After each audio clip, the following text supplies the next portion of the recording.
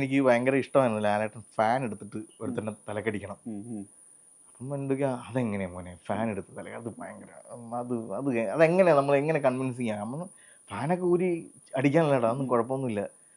അപ്പം ഇത് ലാലേട്ടൻ ഇച്ചിരി അത് കൺവിൻസിങ് ആവുന്നില്ല. അതെങ്ങനെ ഫാൻ ഊരി ഒരാളടിക്കും.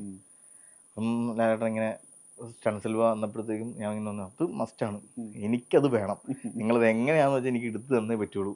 അപ്പം ഞാൻ അവർക്ക് சொல்றேன் சார் சொல்லாமல் ഇങ്ങനെ സിൽവയും പോയി പറയുമ്പോൾ സിൽവ എടുക്കൽ ഇത് തന്നെ പറയും അതെപ്പടി സാർ അവർക്കിട്ട് சொல்ல അത് ട്രോളായിടും സാർ.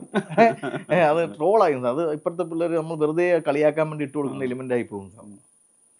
അപ്പം ഇതെല്ലാം കഴിഞ്ഞിട്ട് ലാലേട്ടൻ ഇങ്ങനെ കുറേ സമയം ഞാൻ അതുവഴി പോകുമ്പോൾ സാർ അത് നമുക്ക് ഫാൻ അത് കൺവിൻസിങ് ആവുമോ സാർ, ഞാൻ സാർ അത് കൺവിൻസിങ് ആവുന്നത് നമുക്ക് ഷൂട്ട് ചെയ്യാം എന്ന് പറഞ്ഞ്.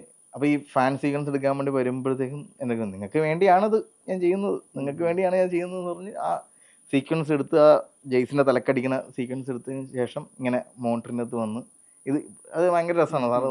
നമ്മളിങ്ങനെ മോണിറ്റർ കണ്ടുകൊണ്ടെങ്കിൽ ഇങ്ങനെ പുറയിൽ നമ്മുടെ തോളത്ത് ഇങ്ങനെ പിടിച്ചിട്ട് ഇങ്ങനെ വന്ന് നിൽക്കും. അപ്പോൾ ഇഷ്ടപ്പെട്ടെങ്കിൽ ഒരു അമുക്കുണ്ടാവും.